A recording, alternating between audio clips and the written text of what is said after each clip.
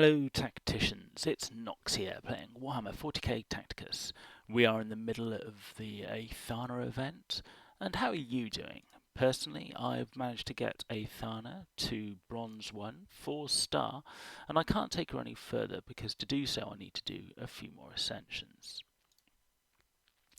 Personally, I've been using the free energy refresh along with the 50 and 110 Blackstone to get as far as I have.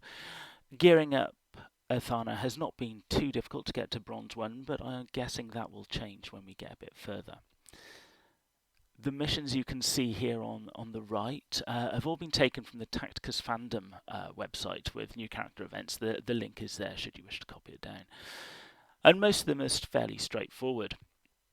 However, there are a few where it gets a bit tricky. The first is really down to the salvage runs, because obviously you need to make sure that timing's there, otherwise you would be on a bit of a time lock to get the salvage runs done. So you just need to make sure as you're going through. The second is physical damage. 7,500 is not too much if you've got people geared up, but if you don't, there is a way to manage to cheese, should we say, this physical damage in one go without using too much energy.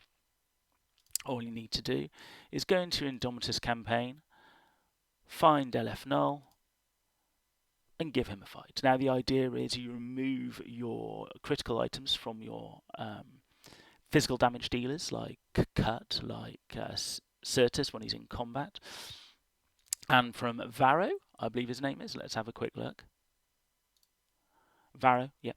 You make sure their crit items are removed, and you just basically start hitting away at LF Null until he dies, because he'll keep on healing himself from the damage, so you can get through that physical damage fairly quickly. Just as Aleph Null is useful to hit to get through your physical damage, he's also useful to heal, along with the rest of his Necron pals. Just choose an Indomitus Mirror mission, which you've completed in the past, and let the Imperial troops shoot you whilst you heal. It shouldn't take you too long to get through that 5,000 health. Mission 13 is where it starts to get difficult, where you have to defeat 25 Chaos enemies and defeat 200 enemies with Xenos units. Now the Chaos enemies, unless you've got the Fall of Cadian Mirror, means you're stuck with the arena.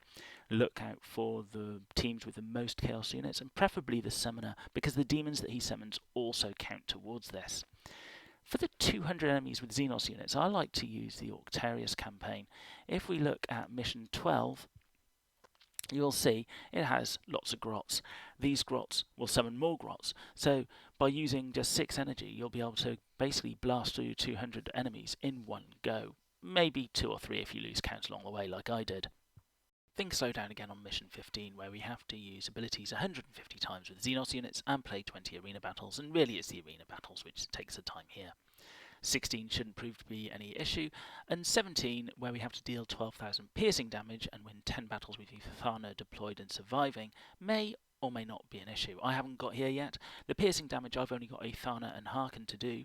Again, I could probably use the arena, the onslaught, the salvage, and maybe guild raids. I'm not sure if guild raids would count towards the 10 battles with Aethana deployed and surviving, provided she of course does survive until the end. Mission 18 is another one where people who have not got the Fall of Cadian Mirror unlocked will have an issue, as you need to defeat another 50 Chaos enemies. Using Aethana's abilities 10 times, well, we've mentioned where we'll be able to use our Eldari, so that shouldn't be too much of an issue. Mission 19 shouldn't prove to be too much of an issue either, and we don't know what Mission 20 is yet. They have also told us that the next event will be the Farseer in mid-November, so if you haven't got that Fall of Cadian Mirror unlocked, maybe after this and before that will be time to make a bit more of a progression on it, because it's another 2-week mission which will probably follow something similar to what we've got here. The one after the Farseer they haven't told us anything about, apart from it's going to be legendary, and when they do talk about it, it's going to be a special new event. Personally, I'm really looking forward to this because I'm really enjoying what they're doing with this game set. Let me know what you're thinking. Are you already burnt out? Are you looking forward to what comes next? What campaign they give us? Let me know in the comments below. As always, if you think the Emperor approves, hit that like button and please subscribe, because I'm hoping to become an official content creator for Snowprint. Thanks for listening.